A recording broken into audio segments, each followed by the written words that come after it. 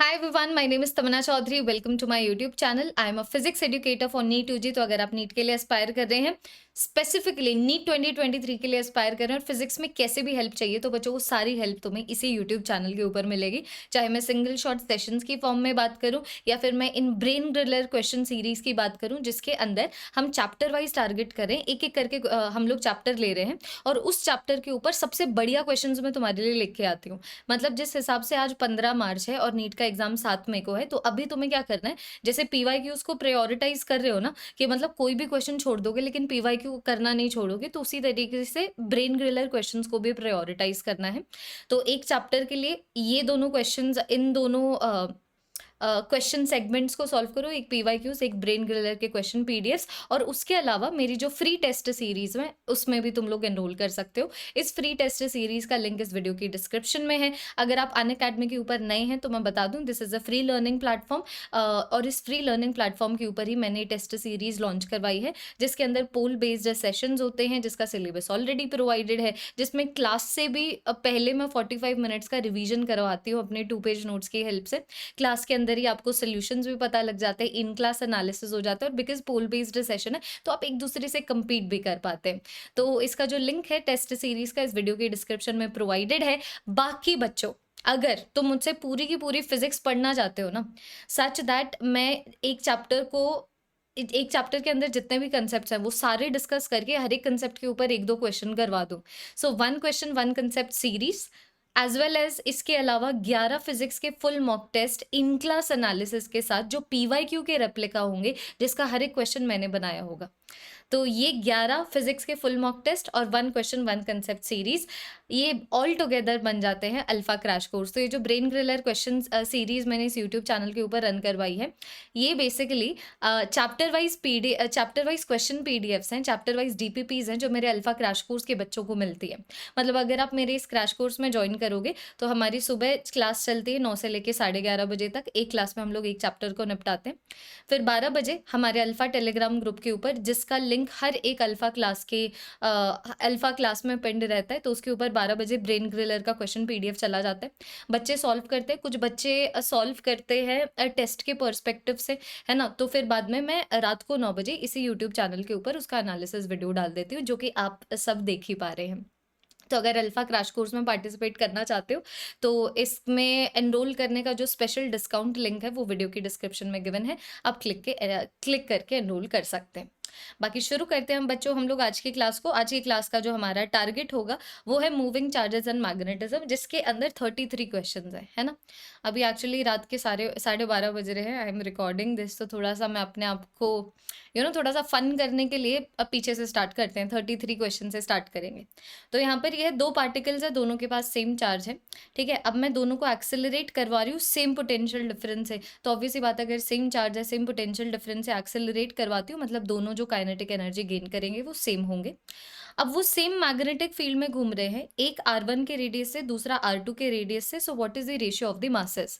तो सबसे पहली बात तो ये कि रेडियस, मास और काइनेटिक एनर्जी के बीच में रिलेशनशिप मेरे पास होना चाहिए। तो रेडियस ऑफ अ पार्टिकल, जब भी उसका मास m है, चार्ज q हो, v की वेलोसिटी से b की मैग्नेटिक फील्ड में घूमे, तो ये वाली रेडियस की वैल्यू मेरे पास कितनी आ जाती है, mv/q भी। लेकिन मुझे क्या करना है, इसको काइनेटिक एनर्जी में कन्वर्ट करना है। This is the momentum. Momentum is √2 times the mass multiplied by the kinetic energy. तो तुम देख पा रहे हो दोनों के ऊपर जो चार्जेस सेम थे, दोनों सेम मैग्नेटिक फील्ड में घूम रहे थे, तो मेरे पास जो रेडियस है और दोनों की काइनेटिक एनर्जी भी सेम है, तो जो रेडियस है it is directly proportional to √2 of the mass. R1/R2 is √m1/m2, so m1/m2 is going to be R1/R2 का whole square. Option number B giving me the correct option. Next question, मेरे पास एक wire है जिसकी length 2 metre है और इसके अंदर 1 एम्पियर का करंट दौड़ रहा है। अब मैं क्या कर रही हूँ ना, इसका एक सर्कल बना रही हूँ। तो अब मुझसे इस सर्कल की मैग्नेटिक मोमेंट पूछी हुई है। तो चाहे मेरे पास किसी भी तरीके का करंट कैरिंग कॉइल हो, अगर उसके अंदर करंट दौड़ रहा है और वो करंट किसी एरिया को एनक्लोज कर रहा है, तो जो मैग्नेटिक मोमेंट होता है, मैग्नेटिक डाइपोल मोमेंट होता है, इट इज कितना करंट दौड़ रहा है मल्टीप्लाइड बाय एरिया एनक्लोज्ड। तो मानो मेरे पास ये L लेंथ थी, जिसको मैंने इस तरीके से एक सर्कल में कन्वर्ट कर दिया।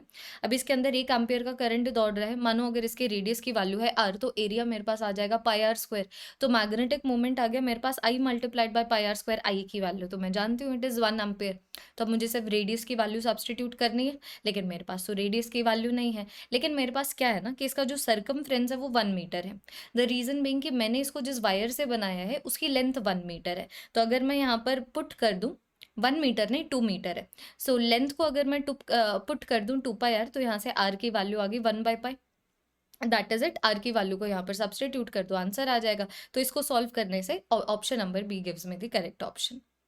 नेक्स्ट, मेरे पास एक इलेक्ट्रॉन है जिसकी काइनेटिक एनर्जी ई है। अब वो सर्कुलर ऑर्बिट में घूम रही है जिसकी रेडियस की वैल्यू आर है, एक ऐसी मैग्नेटिक फील्ड में जिसकी वैल्यू बी है। अब यहाँ पर बोला हुआ है कि मानो अब की बार अगर मैं काइनेटिक एनर्जी को डबल कर दूं और मैग्नेटिक फील्ड को ट्रिपल कर दूं, तो अब रेडियस क्या हो जाएगा। तो देखो कंपेयर तभी कर पाएंगे ना जब हम लोग डिफाइन कर पाए। तो मुझे अभी डिफाइन करना आना चाहिए radius of the particle which is moving in the magnetic field. इसका रिलेशनशिप मुझे निकालना आना चाहिए काइनेटिक एनर्जी और मैग्नेटिक फील्ड के साथ। तो इसकी तो सिंपल इक्वेशन है R is equal to m v by q B. अब यहाँ पर मोमेंटम से रिलेशनशिप नहीं है, मुझे वेलोसिटी से रिलेशनशिप नहीं निकालना है, काइनेटिक एनर्जी से रिलेशनशिप निकालना है। So momentum is under root 2 times the mass by kinetic energy. तो अभी मैं जैसे कि देख पा रही हूँ, मास ऑफ द इलेक्ट्रॉन जो पहले था वही बाद में भी है, चार्ज ऑफ द इलेक्ट्रॉन जो पहले था वो बाद में भी है। तो radius becomes directly proportional to the kinetic energy का under root and inversely proportional to the magnetic field. अब बताओ अगर मैं इसको यहाँ पर ट्रिपल कर दूँ और इसको अगर मैं यहाँ पर डबल कर दूँ, तो तुम देख पा रहे हो जो रेडियस की वैल्यू आर थी अब वो बन गई under root 2 divided by 3 times of R. So this is the final radius. So 3 can also be written is equal to under root of 9। तो फाइनल रेडियस आ जाता है मेरे पास under root 2 divided by 9 times the initial radius. Option number C giving you the correct option. इसको ऐसे भी कर सकते थे आर, एक मिनट, इसको ऐसे भी कर सकते थे R2 by R1 it is going to be under root of kinetic energy 2 by kinetic energy 1, और यहाँ पर मेरे पास आ गया magnetic field 1 by magnetic field 2। अब सब्सटीट्यूट कर दो, काइनेटिक एनर्जी पहले E है फिर बाद में 2E है। उसी तरीके से जो मैग्नेटिक फील्ड है पहले B है और फिर बाद में 3B है। तो भी तुम लोग यहाँ पर देखोगे this is under root 2 by 3। तो मेरे पास R2 की वैल्यू आ गई under root 2 divided by 9 times of R1। R1 की वैल्यू कैपिटल R है। Option number C giving me the correct option. Next, यहाँ पर ये पूछा हुआ है कि सेंटर के ऊपर बताओ कितनी मैग्नेटिक फील्ड प्रोड्यूस होगी अगर मेरे पास ये अरेंजमेंट ऑफ वायर है। तो देखो कभी भी ऐसा क्वेश्चन आए ना जहाँ पर इस तरीके से मैं कोई भी वायर को किसी भी तरीके का शेप दे दूँ और फिर बाद में मैग्नेटिक फील्ड पूछी जाए, तो उस वायर को इंडिविजुअल कंपोनेंट्स में तोड़ा करो। जैसे कि मैं ये वाली वायर को साइमल्टेनियसली स्टडी नहीं करूँगी, मैं क्या करूँगी ना, मैं सबसे पहले ये वाली वायर को स्टडी करूँगी, फिर मतलब ये वाले सेगमेंट को स्टडी करूँगी और फिर ये वाले सेगमेंट को स्टडी करूँगी। अब सबसे पहले मानो अगर मैं ये वाले सेगमेंट को स्टडी करूँ तो यहाँ पर करंट दौड़ रहा है, लेकिन अभी ऑब्वियस सी बात है ये इसकी एक्सिस है, तो एक करंट कैरिंग स्ट्रेट वायर उसकी एक्सिस के ऊपर मैग्नेटिक फील्ड नहीं प्रोड्यूस करती है। तो इसकी वजह से इस पॉइंट के ऊपर तो कोई मैग्नेटिक फील्ड आ नहीं रही। अब मानो अगर मैं इसकी बात करूँ तो देखो करंट कैसे दौड़ रहा है। You will take your right hand, do not look at me because तुम्हें मेरा मिरर इमेज नजर आएगा। You will take your right hand and you will curl your fingers in the direction of the magnetic field. तो तुम figure को देखो और अपने हाथों को देखो। Take your right hand, curl in the direction of the current so that the thumb gives you the direction of the magnetic field. तो मैग्नेटिक फील्ड की डायरेक्शन कहाँ पर आ गई, बाहर की डायरेक्शन में। मैग्नेट्यूड कितना, फुल वायर की वजह से होता है mu naught I by 2 R, तो आधे वायर की वजह से आ जाएगा mu naught I by 4 R. उसी तरीके से फिर अब ये तीसरा सेगमेंट आ गया, इसमें करंट ऐसे है। तो अब की बार क्या करेंगे, दोबारा से राइट हैंड को लेंगे, लेकिन अब राइट हैंड को लेके ना पॉइंट करेंगे in the direction of the current, ताकि जो मेरे फिंगर्स हैं वो मुझे curling of the magnetic field दे दे। तो यहाँ पर जो curling of the magnetic field है वो ऐसे आ रही है। इसका मतलब क्या ना, इसका मतलब ये कि यहाँ से बाहर निकल के आ रही है और यहाँ पर इस तरीके से अंदर जा रही है। तो तुम लोग देख पा रहे हो कि इसकी वजह से जो मैग्नेटिक फील्ड है ये वाले पॉइंट के ऊपर इनसाइड ही बनेगी। मैग्नीट्यूड कितना, तो एक करंट कैरिंग स्ट्रेट वायर की वजह से magnetic field at one of its ends कितनी बनती है, mu naught I by 4 pi R if this distance is R. अगर यहाँ पर मानो अगर मैं ऐसे बोल देती कि ऐसे एक वायर है, this is infinity, this is infinity, यहाँ पर मैग्नेटिक फील्ड आर के डिस्टेंस के ऊपर कितने, अगर इसके अंदर करंट आई है वो वाली value mu naught I by 2 pi R होती। तो यहाँ पर हम लोग क्या कर रहे हैं, एक straight current carrying infinitely long wire की वजह से वन ऑफ द एंड्स के ऊपर मैग्नेटिक फील्ड निकाल रहे हैं, तो वो mu naught I by 2 pi R का आधा होगा, which is mu naught I by 4 pi R. तो दोनों मैग्नेटिक फील्ड सेम डायरेक्शन में हो गई। तो ऑब्वियस सी बात है, जब मेरे पास वेक्टर्स सेम डायरेक्शन में आए तो नेट निकालने के लिए हम सिर्फ उनके मैग्नेट्यूड को ऐड कर देते हैं। तो जो नेट मैग्नेटिक फील्ड है वो हमारे पास बाहर की डायरेक्शन में है। पूछा नहीं हुआ है लेकिन हम लोग बता देंगे। बाकी मैग्नेट्यूड कितना, mu naught I by 4 R plus mu naught I by 4 pi R. Which of the option gives me the correct option? Option number 3rd। Next, मेरे पास एक इलेक्ट्रॉन है जो ट्रैवल कर रहा है एक्स डायरेक्शन में, मैग्नेटिक फील्ड वाई डायरेक्शन में है। तो बताओ अभी कैसा मोशन शो करेगा? तो यार देखो, अगर वेलोसिटी मैग्नेटिक फील्ड के परपेंडिकुलर है तो जायज़ सी बात है इसके ऊपर एक लॉरेंट्ज फोर्स लगेगा, जो हम लोग कैसे देते हैं, Q multiplied by V cross B करके। तो इसके ऊपर एक लॉरेंट्ज फोर्स लगेगा जिसकी वजह से वो एक सर्कल में घूमेगा। तो सर्कल में घूमेगा वो तो डेफिनेट है ना? तो या तो ऑप्शन नंबर C या ऑप्शन नंबर B या फिर option number D is going to give me the correct option. But now the point is which one. तो यहाँ पर डायग्राम बनाना इंपॉर्टेंट है वरना सब ऊपर से जाएगा। तो मेरे पास इलेक्ट्रॉन इस डायरेक्शन में है, मैग्नेटिक फील्ड इस डायरेक्शन में, मतलब इलेक्ट्रॉन का मोशन ऐसे है, मैग्नेटिक फील्ड ऐसे है, तो V क्रॉस B ऐसे आ जाएगा। मतलब जब मैं राइट हैंड लेके V क्रॉस B करती हूँ, so I point in the direction of the vector जो क्रॉस से पहले है, and then I curl my fingers in the direction of the vectors जो क्रॉस के बाद में है, ताकि थंब मुझे डायरेक्शन ऑफ क्रॉस प्रोडक्ट दे दे। तो अब जब मैं अपनी राइट हैंड की उंगलियों को ऐसे कर्ल कर रही हूँ ना, ऐसे, तो थंब बाहर आ रहा है। मतलब क्या? इसका मतलब ये कि बाहर की डायरेक्शन में आ गया V क्रॉस B। तो अब बच्चों अगर ये पॉजिटिव चार्ज होता ना तो बाहर की डायरेक्शन में फोर्स लगता, पॉजिटिव x की डायरेक्शन में फोर्स लगता। लेकिन ये नेगेटिव चार्ज है तो इसके ऊपर जो फोर्स लगेगा V क्रॉस B की ऑपोजिट डायरेक्शन में लगेगा। I am hoping all of you know this.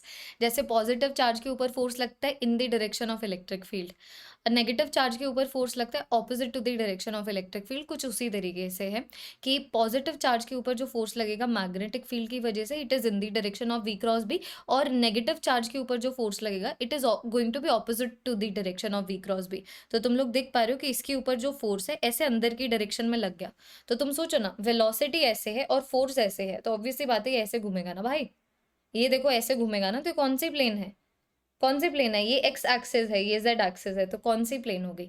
X Z plane हो गई। Option number B giving you the correct option. मैंने थोड़ा सा डायग्राम में भी बनाने की कोशिश की है कि देखो फोर्स ऐसे लग रहा है, एक मिनट, फोर्स ऐसे लग रहा है, वेलोसिटी ऐसे है, तो ऑब्वियसली बात है वो ऐसे मोशन शो करेंगे ना। तो देखो ये यहाँ पर ये ऐसा मोशन शो हो जाएगा, किसके बीच में? जेड एक्सिस के बीच में और एक्स एक्सिस के बीच में। नेक्स्ट, सेंटर के ऊपर मैग्नेटिक फील्ड दोबारा से पूछी हुई है। तो बच्चों मैंने तुम्हें बोल दिया कि कभी भी ऐसा क्वेश्चन आए उसको इंडिविजुअल सेगमेंट्स में तोड़ो, इंडिविजुअल मैग्नेटिक फील्ड निकालो। अब मैग्नेटिक फील्ड वेक्टर्स है तो हम इंडिविजुअल मैग्नेटिक फील्ड निकालेंगे, उनको वेक्टोरियली ऐड करके फिर नेट मैग्नेटिक फील्ड आएगी। अब मानो अगर मैं ये वाले सेगमेंट की बात करूँ तो सेमी सर्कुलर वायर है, रेडियस की वैल्यू R1 है, तो मैग्नेट्यूड मैं जानती हूँ mu naught I by 4R1। It is about the direction, तो डायरेक्शन क्या आएगी? Again I will take my right hand, I will curl my fingers in the direction of the current such that the thumb gives me the direction of the magnetic field. तो ये वाली curling की वजह से जो magnetic field है वो अंदर की डायरेक्शन में होगी। मैग्नेट्यूड कितना हो गया? Mu naught I by 4R1। अब ये वाली वायर की वजह से, now this is a straight current carrying wire, तो ऑब्वियसली बात है एक्सिस के ऊपर मैग्नेटिक फील्ड नहीं प्रोड्यूस करेगा। उसी तरीके से अगर मानो मैं ये वाली वायर की बात करूं तो अगेन वो अपनी एक्सिस के ऊपर मैग्नेटिक फील्ड नहीं प्रोड्यूस करेगा। जिन बच्चों को करंट की डायरेक्शन नहीं दिख रही है तो बच्चों करंट की डायरेक्शन मेरे पास कुछ इस तरीके से, this is the direction of the current. एक मिनट, ठीक है, this is the direction of the current. अब अगर मैं ये वाले सेगमेंट की बात करूं ये वाले सेगमेंट की बात करूं तो ये ऐसे आएगा। Again taking my right hand, curling in the direction of the current, तो दोबारा से मैग्नेटिक फील्ड अंदर आ गई। ये भी सेमी सर्कल की वजह से है, लेकिन अब के बाद सेमी सर्कल की रेडियस की वैल्यू R2 है, तो मैग्नेटिक फील्ड मेरे पास हो गया mu naught I by 4R2। दोनों सेम डायरेक्शन में है तो नेट मैग्नेटिक फील्ड निकालने के लिए मैं दोनों के मैग्नेट्यूड को ऐड कर दूंगी। ऑप्शन नंबर सी मुझे करेक्ट आंसर दे देगा। नेक्स्ट क्वेश्चन डायरेक्ट है, बायोट सेवर्ट्स लॉ को हम लोग कैसे रिप्रेजेंट कर सकते हैं विक्टोरिकल फॉर्म में? तो it is mu naught by 4 pi multiplied by I, dl का क्रॉस प्रोडक्ट dr के साथ, where dl is the vector which is the current element. तो मानो अगर मेरे पास ये छोटा सा करंट एलिमेंट है I, तो यहाँ पर अगर मैं छोटा सा dl की लेंथ लूँ तो उसकी वही डायरेक्शन आएगी जो इसके अंदर करंट की डायरेक्शन है। और आर क्या हो जाएगा, आर बेसिकली वो पोजीशन वेक्टर है जो करंट एलिमेंट से शुरू होता हुआ उस पॉइंट तक जाता है जहां पर हम लोग मैग्नेटिक फील्ड निकालना चाहते हैं। तो मैग्नेटिक फील्ड की जो डायरेक्शन है वो इन दोनों वेक्टर्स के क्रॉस प्रोडक्ट से निकलती है। तो मैं बिकॉज आर की वैल्यू को न्यूमरेटर में भी इंक्लूड कर रही हूँ तो डिनोमिनेटर में भी इंक्लूड हो गया, तो यहाँ पर आर का क्यूब आ गया। मतलब ये तो डायरेक्ट क्वेश्चन हो गया, मैंने तुम्हें थोड़ा एक्सप्लेनेशन भी दे दिया। ऑप्शन नंबर ए। मैग्नेटिक फील्ड के डायमेंशंस क्या है, तो मैं सीधा सीधा लॉरेंट्ज फोर्स से निकाल सकती हूँ। Force is equal to QVB। Force आ गया mLT-2, चार्ज आ गया एम्पियर टाइम, वेलोसिटी आ गया LT-1। रीअरेंज करके मैग्नेटिक फील्ड के डायमेंशंस आ गए। Option number B giving me the correct option. मेरे पास एक सर्कुलर वायर है, ठीक है, उसके अंदर कुछ करंट है और उस करंट की वजह से वो सेंटर के ऊपर B0 की मैग्नेटिक फील्ड प्रोड्यूस कर रही है। अब यहाँ पर बोला हुआ है, मानो अगर मैं सेम कॉइल को अब की बार रिवाउंड करती हूँ सच दैट उसके अंदर 3 टर्न्स आ जाए और मैं उसके अंदर सेम करंट भेजूँ, तो अब बताओ नई मैग्नेटिक फील्ड सेंटर के ऊपर कितनी प्रोड्यूस हो गई। तो देखो ज़्यादा स्ट्रेस नहीं लेना है। मानो मेरे पास बहुत सारे सर्कुलर टर्न्स हो और सेंटर के ऊपर मैग्नेटिक फील्ड पूछी जाए सच दैट इनके अंदर करंट आई है, नंबर ऑफ टर्न्स n है, रेडियस की वैल्यू r है, तो मैग्नेटिक फील्ड एक कॉइल की वजह से μ0I/2r हो गई, n नंबर ऑफ कॉइल्स की वजह से n टाइम्स ऑफ μ0I/2r हो गई, है ना। तो पहले क्या है ना कि पहले ये जो मेरे पास लेंथ ऑफ द वायर है उसकी हेल्प से सिर्फ एक ही कॉइल बन रहा है ना। सो देर इज वन कॉइल, मान लो उसके रेडियस की वैल्यू r है, तो सेंटर पे मैग्नेटिक फील्ड जो B0 है इट इज μ0I/2r। अब मैं सेम लेंथ के 3 टर्न्स बना रही हूँ, मतलब अब जो सेम लेंथ है वो 3 बार सर्कमफ्रेंस बनाएगा ऐसी सर्कल की जिसकी रेडियस की वैल्यू r1 है। सो r1 is the new value of radius. तो तुम देख पा रहे हो रेडियस भी चेंज हो गया, नंबर ऑफ टर्न्स भी चेंज हो गए, क्योंकि अब अगर मैं ये वाले केस में रेडियस की वैल्यू को r1 रखती हूँ ना, तो बिकॉज यहाँ पर 3 टर्न्स है तो ये वाली मैग्नेटिक फील्ड हो जाएगी 3 times of μ0I/2 times the r1। अब R1 और R के बीच में रिलेशनशिप में यहाँ पर देख पा रही हूँ, small r is equal to 3 times of R1, so R1 is going to be equal to small r/3। So this is going to be equal to 3 times of μ0I/2 times the small r multiplied by 3। तो तुम देख पा रहे हो magnetic field 9 के factor से बढ़ गई। तो initial magnetic field, final magnetic field मैंने निकाली, दोनों को डिवाइड कर दिया और फिर रिलेशनशिप आ गया, final magnetic field is going to be 9 times the initial magnetic field.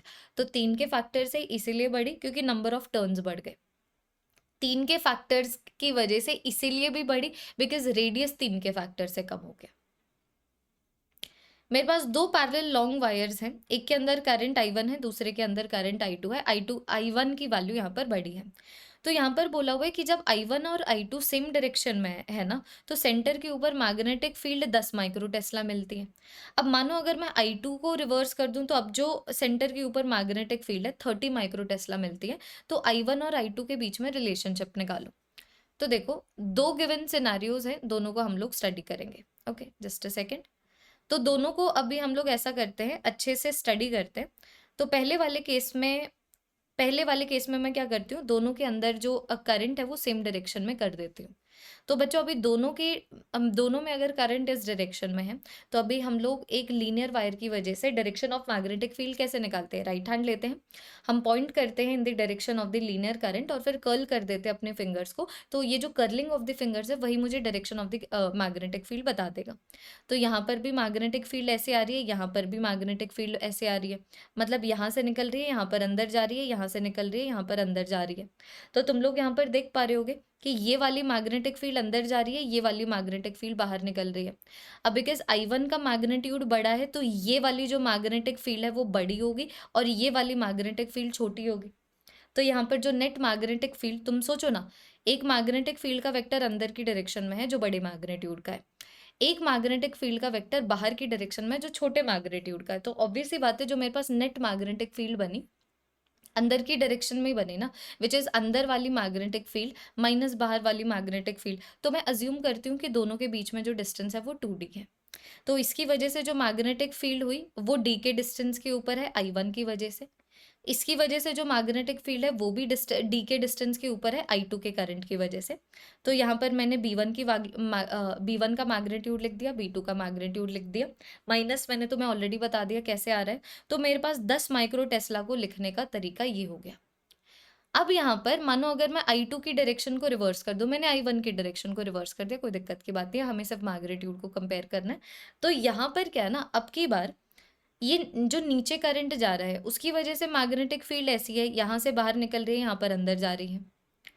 ऐसे जो करंट जा रहा है उसकी वजह से मैग्नेटिक फील्ड ऐसी है, यहाँ से बाहर निकल रही है, यहाँ पर अंदर जा रही है। तो अब की बार सेंटर के ऊपर जो मैग्नेटिक फील्ड है सेम डायरेक्शन में हो गई, तो नेट मैग्नेटिक फील्ड निकालने के लिए मैं दोनों के मैग्नीट्यूड को क्या कर दूंगी, प्लस कर दूंगी।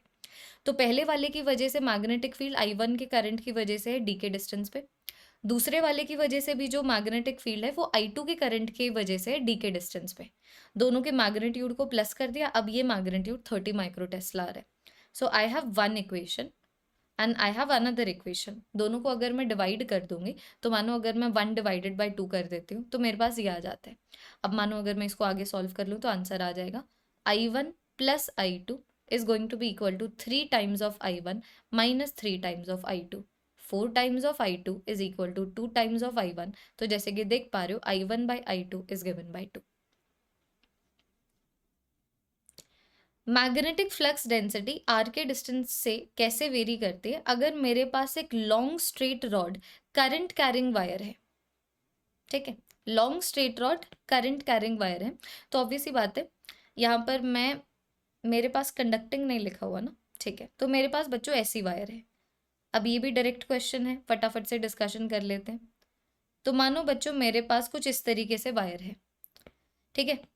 अब यहाँ पर बिकॉज ये कंडक्टिंग वायर नहीं है, मतलब बिकॉज ये प्रॉपर कंडक्टर से नहीं बना हुआ है, तो यहाँ पर जो करंट है पूरी की पूरी क्रॉस सेक्शनल एरिया में डिस्ट्रीब्यूटेड होगा। तुम्हारे टीचर ने करवाया होगा, मैं तो ऐसे थोड़ा और डिटेल एक्सप्लेनेशन दे रही हूँ। तो अंदर क्या होता है, अंदर magnetic field directly proportional to the distance होती है। यहाँ पर मेरे पास आ जाती है mu naught I by 2 pi capital R, अगर मानो ये वाले रेडियस की वैल्यू को मैं कैपिटल आर मानूँ। और बाहर मैग्नेटिक फील्ड की बात करूँ तो outside magnetic field inversely proportional to the distance होता है ना। तो बताओ, inside it is directly proportional to the distance, outside it is inversely proportional to the distance. तो इनसाइड के लिए स्ट्रेट लाइन बन गई, आउटसाइड के लिए मेरे पास रेक्टेंगुलर हाइपरबोला बन गया। So option number D gives me the correct option. Current carrying wire क्या प्रोड्यूस करेगी? तो देखो, जब तक चार्ज है इलेक्ट्रिक फील्ड प्रोड्यूस होगी, फर्क नहीं पड़ता चाहे चार्ज रेस्ट के ऊपर है या चार्ज मोशन के ऊपर है। जब तक चार्जेस हैं इलेक्ट्रिक फील्ड डेफिनेटली प्रोड्यूस होगी। हाँ, वो अलग बात है कि जब चार्ज मूव करने लग जाते हैं तो करंट आता है, और करंट की वजह से मैग्नेटिक फील्ड आती है। तो आई कैन से कि अगर मेरे पास एक ऐसा कंडक्टर होता है जिसके ऊपर सिर्फ चार्ज है तो वो सिर्फ इलेक्ट्रिक फील्ड प्रोड्यूस करता, लेकिन मूविंग चार्ज है तो इलेक्ट्रिक फील्ड भी प्रोड्यूस हो रही है, मैग्नेटिक फील्ड भी प्रोड्यूस हो रही है। Option number C gives me the correct option. मेरे पास एक सर्कुलर लूप है और स्क्वायर लूप है जो मैं सेम वायर से बना रही हूँ, मतलब समझ गए ना, दोनों का जो पेरीमीटर है वो सेम होगा कि यहाँ पर इसकी जो सर्कमफ्रेंस है और इसकी जो पेरीमीटर है दोनों सेम है, मतलब दोनों की लेंथ सेम है। यहाँ पर जो 2πr है it is equal to L plus L plus L plus L, मतलब यहाँ पर जो 2πr है it is equal to 4 times of L। तो मैं क्या कर सकती हूँ, दोनों के बीच में रिलेशनशिप निकाल सकती हूँ, जैसे कि मैंने निकाल लिया। अब यहाँ पर बच्चों क्वेश्चन मुझे ये बोल रहा है, मानो अगर दोनों में सेम करंट फ्लो करता है, so what is going to be the ratio of the dipole moment. तो मैंने तुम्हें आज की क्लास में बताया, मेरे पास चाहे किसी भी तरीके का कॉइल हो, अगर उसके अंदर करंट फ्लो कर रहा है ना, तो उसकी वजह से जो डाइपोल मोमेंट होगी, मतलब जो मैग्नेटिक डाइपोल मोमेंट होगी, it is going to be equal to कितना करंट फ्लो कर रहा है मल्टीप्लाइड बाय कितने एरिया को इनक्लोज करता हुआ। अब ऑब्वियस सी बात है दोनों में सेम करंट फ्लो कर रहा है, so ratio of the dipole moment is going to be the ratio of their areas. अब यहाँ पर एरिया है पाई आर स्क्वायर, यहाँ पर एरिया है एल स्क्वायर, तो रेशियो कितना आ गया, पाई आर का स्क्वायर बाय एल का स्क्वायर। तो अब आर बाय एल का रेशियो 2/पाई है, तो ये मेरे पास हुआ pi multiplied by 4 divided by pi का स्क्वायर, वैल्यू आ गई मेरे पास 4/पाई। Option number B being the correct option. मेरे पास एक चार्ज्ड पार्टिकल है, इसको मैंने प्रोजेक्ट किया in a plane which is perpendicular to the uniform magnetic field. तो अभी यहाँ पर ये पूछा हुआ है, अब ऑब्वियस ही बात है, देखो अगर चार्ज्ड पार्टिकल को मैं एक ऐसे रीजन में भेजती हूँ मूव करता हुआ, ऑब्वियसली जिसमें मैग्नेटिक फील्ड एग्जिस्ट करती है, तो वो एक सर्कल में घूमेगा ना, तो उस सर्कल के रेडियस की वैल्यू आ जाती है मेरे पास mv/qb। अब यहाँ पर इन्होंने ये पूछा हुआ है कि जो area bounded by the path है वो किससे प्रोपोर्शनल होगा, वो किससे प्रोपोर्शनल होगा, फर्स्ट की पावर के ऊपर, क्योंकि प्रोपोर्शनल तो सबसे ही है। Because when I talk about the radius of the circle, तो पाई आर स्क्वायर करूंगी तो मेरे पास एरिया आ जाएगा, तो ये आ गया मेरे पास एरिया। अब mv मोमेंटम है तो मोमेंटम से भी प्रोपोर्शनल होना चाहिए, वेलोसिटी भी से भी प्रोपोर्शनल होना चाहिए। मोमेंटम को मैं काइनेटिक एनर्जी की टर्म्स में लिख सकती हूँ, काइनेटिक एनर्जी की टर्म्स में भी प्रोपोर्शनल होना चाहिए। लेकिन तुम लोग देख पा रहे हो यहाँ पर अगर ऑल ऑफ दीज होता तो मैं ऑप्शन नंबर डी क्लिक कर देती, लेकिन यहाँ पर ऐसा नहीं है, मतलब मुझे इन तीनों में से एक ऑप्शन चुनना है। तो मतलब अब मुझे यहाँ पर ये देखना है कि जो एरिया ये पार्टिकल एनक्लोज कर रहा है वो किससे प्रोपोर्शनल है फर्स्ट पावर के ऊपर। तो यहाँ पर वेलोसिटी की तो फर्स्ट पावर है नहीं, ना ही मोमेंटम की फर्स्ट पावर है, लेकिन इसको मैं काइनेटिक एनर्जी की फर्स्ट पावर में बना सकती हूँ। अगर मानो मैं 2 से मल्टीप्लाई कर दूँ और 2 से डिवाइड कर दूँ, तो अगर 2 से अगर मैं मल्टीप्लाई कर दूँ तो मेरे पास यहाँ पर आ जाता है, 2 से डिवाइड कर दूँ तो यहाँ पर आ जाता है हाफ एम वी स्क्वायर, बचा हुआ m यहाँ पर 2 के साथ मल्टीप्लाई हो जाता है। So I am simply dividing and multiplying with the same number, so I am not changing the fraction at all. तो अब तुम लोग यहाँ पर देख पा रहे हो, this area can be written is equal to 2 times the m kinetic energy divided by Q B. तो ये किससे प्रोपोर्शनल है फर्स्ट की पावर के ऊपर, काइनेटिक एनर्जी से। Option number C giving the correct option. Electron move कर रहा है यूनिफॉर्म वेलोसिटी से पॉजिटिव एक्स की डायरेक्शन में, मैग्नेटिक फील्ड है पॉजिटिव वाई की डायरेक्शन में। तो बताओ जो फोर्स लगेगा इलेक्ट्रॉन के ऊपर किस डायरेक्शन में लगेगा। तो ये तो मैंने तुम्हें बता दिया, v क्रॉस बी। सबसे पहले v क्रॉस बी निकालो, तो वेलोसिटी x की डायरेक्शन में है, मैग्नेटिक फील्ड y की डायरेक्शन में है।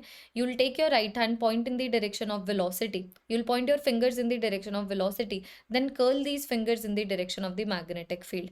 तो थंब आ गया मेरे पास बाहर की डायरेक्शन में, जिसका सिग्निफिकेंस क्या है कि v क्रॉस बी बाहर की डायरेक्शन में। तो मेरे पास जो v क्रॉस बी है वो पॉजिटिव z की डायरेक्शन में।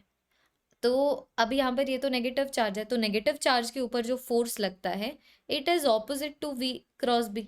तो opposite to v cross B आ गया नेगेटिव z की डायरेक्शन में, तो नेगेटिव z की डायरेक्शन में फोर्स लगेगा क्योंकि इलेक्ट्रॉन है। अगर प्रोटॉन होता तो पॉजिटिव x की डायरेक्शन में लगता, क्योंकि v cross B positive x की डायरेक्शन, सॉरी, अगर प्रोटॉन होता तो पॉजिटिव z की डायरेक्शन में लगता, क्योंकि v cross B positive z की डायरेक्शन में आया है। इलेक्ट्रॉन है इसीलिए v क्रॉस बी के ऑपोजिट डायरेक्शन में फोर्स लगेगा, which is negative z direction. मेरे पास अगर एक चार्ज पार्टिकल v की वेलोसिटी से b की मैग्नेटिक फील्ड में अगर घूम रहा है, तो जो मैग्नेटिक फोर्स है उसके ऊपर कमेंट कीजिए, ठीक है।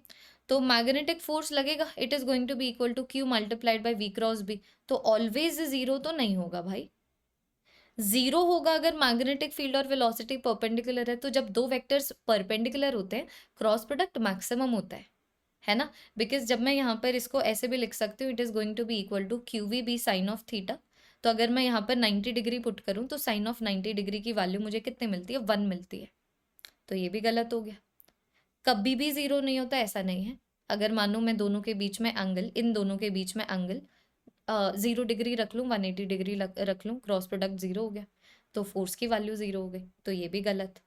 लास्ट बोल रहा है कि ये जो मैग्नेटिक फोर्स है जीरो होगा अगर मैग्नेटिक फील्ड और वेलोसिटी पैरेलल है, जो बिल्कुल सही है। एंटी पैरेलल होता तो भी जीरो होता।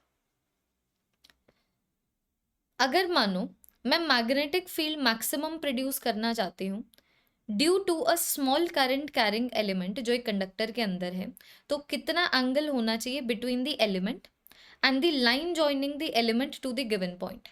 तो मानो मेरे पास ये एक करंट कैरिंग वायर है जहां पर इस छोटे से करंट एलिमेंट की मैं बात कर रही हूँ, तो इसकी डायरेक्शन होगी ये। So this is the direction of the element and this is the line which is joining the element to the given point. तो ये चीज़ तुम्हें पता होनी चाहिए कि मैग्नेटिक फील्ड मैक्सिमम बनती है जब इन दोनों के बीच में एंगल 90 डिग्री हो। बिकॉज अभी हम लोगों ने आज की क्लास में बायोट-सैवर्ट्स लॉ किया है। जो मैग्नेटिक फील्ड मानो यहाँ पर प्रोड्यूस होगी, वैल्यू कितनी है, mu naught by 4 pi multiplied by I, यहाँ पर आ गया D L cross R divided by R का क्यूब। तो क्रॉस प्रोडक्ट मैक्सिमम कब होगा, क्रॉस प्रोडक्ट मैक्सिमम कब होगा, जब साइन थीटा की वैल्यू मैक्सिमम है। साइन थीटा की वैल्यू मैक्सिमम क्या होगी, 1। कब होती है, 90 डिग्री के एंगल के ऊपर। तो ये वाला एंगल 90 डिग्री होना चाहिए। Option number B giving the correct option. मानो मेरे पास एक कंडक्टिंग रॉड है जिसके लेंथ की वैल्यू है एल, मास की वैल्यू है एम। इस तरीके से वो एक स्मूथ इंक्लाइन प्लेन जिसके एंगल ऑफ इंक्लिनेशन की वैल्यू थीटा है, वो एक कांस्टेंट वेलोसिटी से नीचे आ रहा है। तो अभी मानो यहाँ पर जो मैग्नेटिक फील्ड है वो वर्टिकली अपवर्ड डायरेक्शन में एग्जिस्ट करती है। तो बताओ अगर ये कांस्टेंट वेलोसिटी से नीचे आ रहा है तो magnitude of the magnetic field क्या होना चाहिए। तो यहाँ पर अभी जितने भी अल्फा क्रैश कोर्स के बच्चे हैं, डायग्राम में करेक्शन है।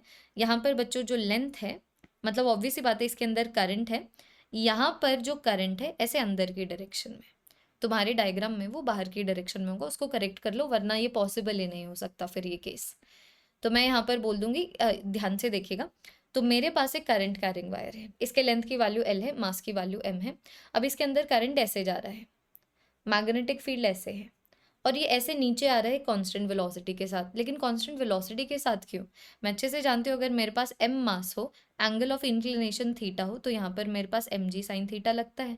तो mg साइन थीटा की वजह से तो ये नीचे एक्सेलरेट करता हुआ आना चाहिए, लेकिन ये तो कांस्टेंट वेलोसिटी से आ रहा है। इस वेलोसिटी से मुझे कोई लेना देना नहीं है, because the force which acts on a conducting rod, जिसके अंदर करंट है, वो सिर्फ और सिर्फ उसके करंट पे डिपेंड करता है, उसकी लेंथ के ऊपर डिपेंड करता है, मैग्नेटिक फील्ड पे डिपेंड करता है, और उस लेंथ की ओरिएंटेशन मैग्नेटिक फील्ड में कैसे है उसके ऊपर डिपेंड करता है ना। तो कंडक्टिंग रॉड चाहे मैग्नेटिक फील्ड में मूव करे ना करे, that does not matter at all. यहाँ पर वेलोसिटी बस तुम्हें ये बताने के लिए दिया हुआ है कि इसके ऊपर नेट फोर्स 0 लग रहा है। मतलब मैं ये बोल सकती हूँ कि इसके ऊपर नीचे की डायरेक्शन में जो mg साइन थीटा लग रहा है, उसको कोई चीज़ कैंसिल आउट कर रही होगी। तो कौन सी चीज़ कैंसिल आउट करेगी? Force due to the magnetic field, जिसको क्या बोला जाता है? मोशनल फोर्स बोला जाता है। वैल्यू कितनी होती है? BIL। डायरेक्शन क्या होती है? You'll take your right hand, you'll point in the direction of L, in the direction of current, then you'll curl in the direction of the magnetic field। तो जैसे V क्रॉस B की help से हम लोग देखते हैं कि magnetic Laurent force एक पॉजिटिव चार्ज के ऊपर कैसे लगेगा। हम L क्रॉस R करते हैं या फिर DL क्रॉस R करते हैं अगर करंट कैरिंग एलिमेंट की वजह से किसी गिवन पॉइंट के ऊपर मैग्नेटिक फील्ड निकालनी है। उसी तरीके से हम लोग यहाँ पर क्या करते हैं? DL क्रॉस B करते हैं। तो we'll take our right hand, will point in the direction of the length, then will curl in the direction of the magnetic field, ताकि मुझे फोर्स मिल जाए। तो फोर्स आ गया मेरे पास BIL इसकी डायरेक्शन में, है ना। तो ऑब्वियस सी बात है, इसका एक कंपोनेंट ऐसे बनेगा, एक कंपोनेंट ऐसे बनेगा। मुझे यही वाला कंपोनेंट चाहिए, बट मैं एंगल्स वगैरह नहीं जानती हूँ। तो देखो, ये मेरे पास mg है। अब यहाँ पर mg cos थीटा आता है, तो ऑब्वियस सी बात है ये वाली वैल्यू थीटा है, तो ये 90 माइनस थीटा हो गई। अब ये 90 है तो ये थीटा हो गया। तो अगर ये थीटा है, ये BIL है, तो ये BIL cos थीटा हो गया। तो ये जो मेरे पास रॉड है कांस्टेंट वेलोसिटी से नीचे तभी आ पा रहा है क्योंकि नीचे की डायरेक्शन में जो फोर्स है ऊपर की डायरेक्शन के फोर्स को कैंसिल आउट कर रहा है। तो नीचे की डायरेक्शन में जो mg साइन थीटा है वो BIL cos थीटा को कैंसिल आउट कर रहा है। अब बस B के लिए रीअरेंज कर दो, तो mg tan theta by IL answer आ जाता है option number C। Very easy question. मेरे पास यहाँ पर एक स्ट्रेट करंट कैरिंग वायर है, ठीक है। अब यहाँ पर बोला हुआ है कि जो मैग्नेटिक फील्ड R के डिस्टेंस के ऊपर प्रोड्यूस होती है वो B है। तो बताओ कितनी मैग्नेटिक फील्ड R/2 के डिस्टेंस के ऊपर क्रिएट होगी। तो मेरे पास अगर करंट कैरिंग वायर है, ये मैंने तुम्हें बताया था, अगर वन ऑफ द एंड्स के ऊपर मैग्नेटिक फील्ड निकालूं तो वो मेरे पास हो जाता है μ0I/4πr। लेकिन ऐसा नहीं है, यहाँ पर ये मेरे पास करंट कैरिंग वायर है, इसको भी इन्फिनिटी, इसको भी इन्फिनिटी पे लूंगी। तो R के डिस्टेंस के ऊपर जो मैग्नेटिक फील्ड है, मैग्नीट्यूड कितना होता है? μ0I/2πr। So magnetic field is inversely proportional to the distance. तो अगर R के डिस्टेंस के ऊपर मैग्नेटिक फील्ड B है, तो R/2 के डिस्टेंस के ऊपर कितनी होगी? तो डिनोमिनेटर आधा हो जाए तो फ्रैक्शन तो डबल हो ही जाता है। तो यहाँ पर मैग्नेटिक फील्ड अगर B है, यहाँ पर मैग्नेटिक फील्ड 2B हो जाएगी, ऑप्शन नंबर C। मेरे पास बच्चों दो कॉइल्स हैं और दोनों के जो सेंटर्स है कोइंसाइड कर रहे हैं, दोनों का प्लेन एक दूसरे से म्यूचुअली परपेंडिकुलर है। अब बोला हुआ है कि सेंटर के ऊपर बताओ what is the ratio of the magnetic field due to one coil and the resultant of the magnetic field because of both the coils. तो मैंने सबसे पहले डायग्राम ड्रॉ कर दिया कि भाई दो कॉइल्स हैं, ठीक है। पहले भी दो कॉइल्स है, बाद में भी दो कॉइल्स हैं। बस पहले क्या है कि उन दोनों कॉइल्स में से एक कॉइल के अंदर करंट फ्लो कर रहा है I, और वो सेंटर के ऊपर कुछ मैग्नेटिक फील्ड प्रोड्यूस कर रहा है। फिर दोनों कॉइल्स के ऊपर, तो दोनों के जो प्लेन है एक दूसरे से परपेंडिकुलर है, दोनों के सेंटर्स कोइंसाइड कर रहे हैं, दोनों की रेडियस की वैल्यू सेम है बिकॉज सिमिलर कॉइल्स हैं, और दोनों के अंदर जो करंट है वो भी सेम यहाँ पर फ्लो कर रहा है, गिवन है। If the current which is flowing across both flowing in the coils is same.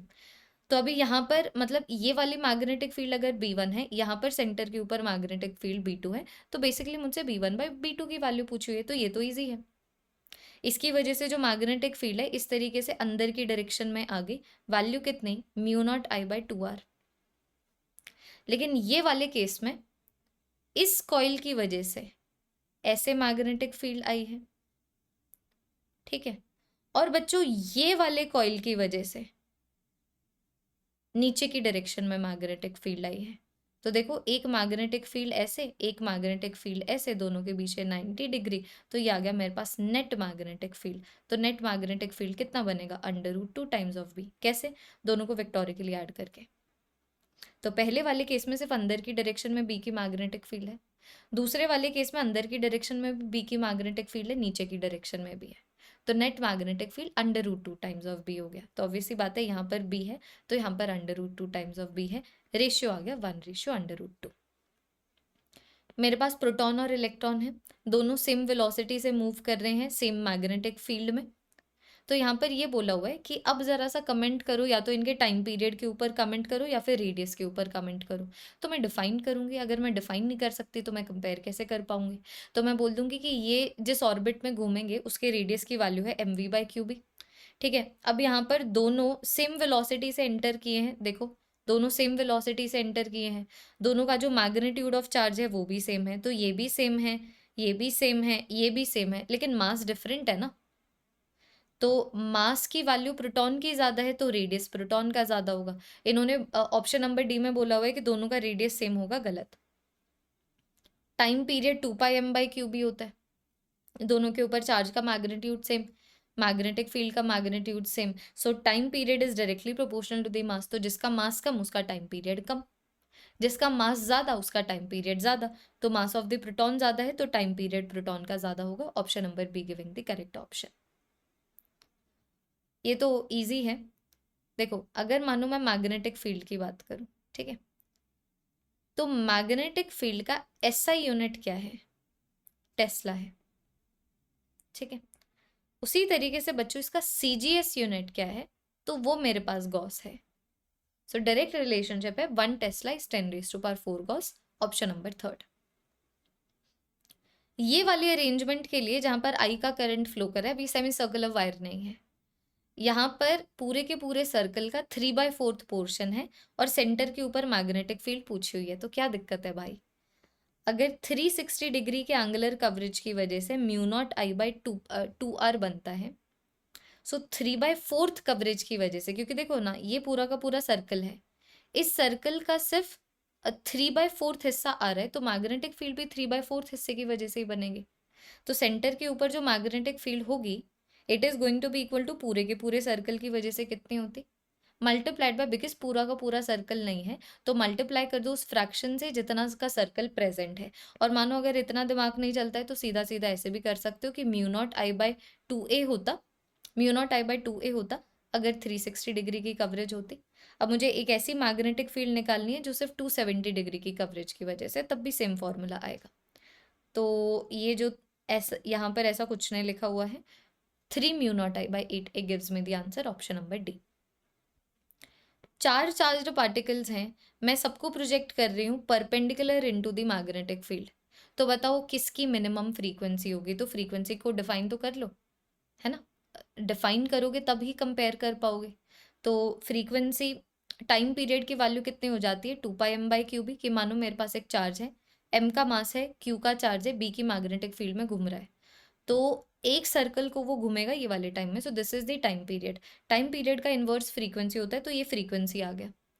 तो सब सेम मैग्नेटिक फील्ड में घूम रहे हैं, ठीक है, तो आई कैन से कि जो फ्रीक्वेंसी है it is directly proportional to the charge, inversely proportional to the mass.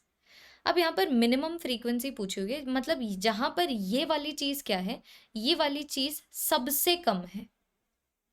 तो अब अगर मानो मैं इलेक्ट्रॉन की बात करूं, तो जो इलेक्ट्रॉन का मास है वो तो बहुत कम होता है, जिसकी वजह से उसकी फ्रीक्वेंसी बहुत ज़्यादा बढ़ जाएगी, तो इलेक्ट्रॉन तो कहीं से नहीं आ रहा। तो या तो ऑप्शन नंबर ए है, सी है या डी है। अब प्रोटॉन के लिए चार्ज हो गया मेरे पास ई, मास हो गया एम, है ना। लिथियम के लिए अगर मैं बात करूं तो चार्ज हो गया ई, हाइड्रोजन हीलियम लिथियम, मास की वैल्यू आ गई 7m। हीलियम की बात करूं तो चार्ज की वैल्यू है ई और इसके मास की वैल्यू आ गई 4m। तो तुम लोग देख पा रहे हो ये वाली वैल्यू लीस्ट है, सो अगर ये वाली वैल्यू लीस्ट है तो फ्रीक्वेंसी भी लीस्ट होगी। सो लिथियम पॉजिटिव के लिए सही आंसर आ गया ऑप्शन नंबर सी। अगर मानो मैं करंट को स्प्रिंग के अक्रॉस पास करूं तो क्या होगा, तो मेरे पास बहुत सारे सर्कुलर कॉइल्स मिल जाएंगे जिनमें सेम डायरेक्शन में करंट है। तो जब सेम डायरेक्शन में करंट होता है करंट कैरिंग वायर में, तो वो एक दूसरे को अट्रैक्ट करते हैं। तो अभी अगर सारे के सारे कॉइल्स जो स्प्रिंग में हैं वो एक दूसरे को अट्रैक्ट करेंगे, तो ऑब्वियसली बात है जो स्प्रिंग है वो कंप्रेस हो जाएगी। ऑप्शन नंबर ए। मेरे पास एक एम्पीरियन लूप बनाया हुआ है, ये देखो, ये हम लोगों ने इस तरीके से एक सर्कुलर लूप बनाया हुआ है और ऐसे 3 करंट फ्लो कर रहे हैं। तो मुझसे यहाँ पर ये पूछा हुआ है what is the line integral of the magnetic field around the loop. So line integral of the magnetic field for any loop is mu not multiplied by the enclosed current ना।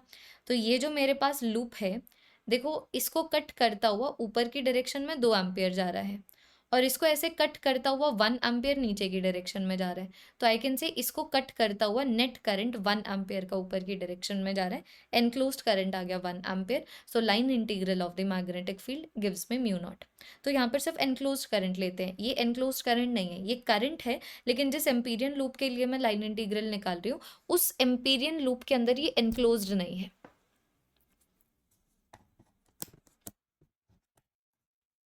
है ना, उस एम्पीरियन लूप के लिए enclose नहीं है, इसलिए वो ऑप्शन में नहीं आया। अब मैंने आज की क्लास में तुम लोग को एक ग्राफ कराया कि कैसे एक करंट कैरिंग वायर जिसके अंदर भी करंट है उसकी वजह से मैग्नेटिक फील्ड डिस्टेंस के साथ वेरी करती है। अब की बार यहाँ पर ये बोला हुआ है, मानो मेरे पास एक हॉलो मेटालिक वायर है या फिर हॉलो मेटालिक सिलेंडर है, तो यहाँ पर जो करंट फ्लो करेगा वो सिर्फ और सिर्फ सरफेस के ऊपर फ्लो करेगा, रेडियस की वैल्यू आर है। अब बोला हुआ है कि बताओ मैग्नेटिक फील्ड डिस्टेंस के साथ कैसी वेरी करेगी। तो बच्चों अगर मेरे पास करंट सारा का सारा सरफेस के ऊपर है, तो अगर मैं अंदर कोई भी लूप बनाती हूँ उसके अंदर तो एनक्लोज करंट है ही नहीं, कि मानो मेरे पास दिस इज दी वायर है ना। अब जितना भी करंट है तुम समझो सिर्फ और सिर्फ यहाँ पर ऐसे फ्लो कर रहा है, सिर्फ ऐसे फ्लो कर रहा है ना। तो मानो बच्चों अगर मैं यहाँ पर एक एम्पीरियन लूप बनाती हूँ क्योंकि मुझे अंदर मैग्नेटिक फील्ड निकालनी है, तो यहाँ पर तो एनक्लोज्ड करंट ही नहीं है, एनक्लोज्ड करंट अगर जीरो हो गया तो इस इनसाइड पॉइंट के ऊपर मैग्नेटिक फील्ड जीरो होगी। सो इनसाइड मैग्नेटिक फील्ड होनी नहीं चाहिए, यहाँ पर भी है, यहाँ पर भी है, यहाँ पर भी है, तो option number A gives me the correct option. तो अंदर मैग्नेटिक फील्ड होती नहीं है। और कभी भी अगर तुम लोग सरफेस पे मैग्नेटिक फील्ड निकाल रहे हो या एक्सटर्नल पॉइंट के ऊपर मैग्नेटिक फील्ड निकाल रहे हो, सारे के सारे करंट को सेंट्रल एक्सिस पे कंसंट्रेटेड मान के अज्यूम करो कि एक पतली सी करंट कैरिंग वायर है और फिर मैग्नेटिक फील्ड निकाल रहे हो जिसकी वैल्यू कितनी होती है mu naught I by 2 pi R. तो वो रेडियस हो जाएगा अगर सरफेस पे निकाल रहे हो, ऐसे ही स्मॉल आर कोई रैंडम डिस्टेंस हो जाएगा अगर रैंडम एक्सटर्नल पॉइंट के ऊपर निकाल रहे हो। Option number A. मानो अगर मेरे पास beam of electrons and protons है और एक दूसरे के पैरेलल मूव कर रहे हैं और सेम डायरेक्शन में, तो वो एक दूसरे को अट्रैक्ट करेंगे कि रिपेल करेंगे। तो इलेक्ट्रॉन प्रोटॉन एक डायरेक्शन में मूव किए, इलेक्ट्रॉन की वजह से करंट इस डायरेक्शन में आया, प्रोटॉन की वजह से करंट इस डायरेक्शन में आया। दो anti parallel current carrying elements एक दूसरे को रिपेल करते हैं, तो ये भी रिपेल करेंगे। Option number B. साइक्लोट्रॉन में एंगुलर फ्रीक्वेंसी किससे इंडिपेंडेंट होती है। तो एंगुलर फ्रीक्वेंसी आ गया मेरे पास 2 पाई बाय टाइम पीरियड है 2 पाई m/क्यूबी, तो ये मेरे पास एंगुलर फ्रीक्वेंसी आ गई जो मास पे डिपेंड कर रही है, चार्ज पे डिपेंड कर रही है, मैग्नेटिक फील्ड पे डिपेंड कर रही है, लेकिन वेलोसिटी के ऊपर नहीं डिपेंड करती है। सो टाइम पीरियड भी वेलोसिटी ऑफ द चार्ज के ऊपर नहीं डिपेंड करता है, एंगुलर फ्रीक्वेंसी भी नहीं करती है, रेडियस एंड ऑल करते हैं। मेरे पास एक मैग्नेटिक नीडल है जो parallel to the magnetic field इस तरीके से लाई कर रही है, मानो this is the magnetic field और वो ऐसे लाई कर रही है, मतलब आई कैन से इसका जो मैग्नेटिक मोमेंट है वो भी इस डायरेक्शन में है। अब यहाँ पर ये है कि मुझे ना W अमाउंट का काम करना पड़ेगा अगर मैं इसको 60 डिग्री से टर्न करना चाहती हूँ।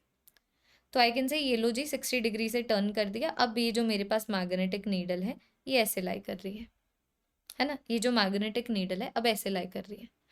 तो ये मेरा इनिशियल स्टेट है जब मैग्नेटिक फील्ड और मैग्नेटिक मोमेंट पे एंगल नहीं है। ये फाइनल स्टेट है जब मैग्नेटिक फील्ड और मैग्नेटिक मोमेंट में 60 डिग्री का एंगल है। So what is the potential energy of a current carrying loop और a magnetic needle in external magnetic field? It is -mb cos of theta. तो मैंने जितना भी काम किया है W, it is final potential energy minus initial potential energy.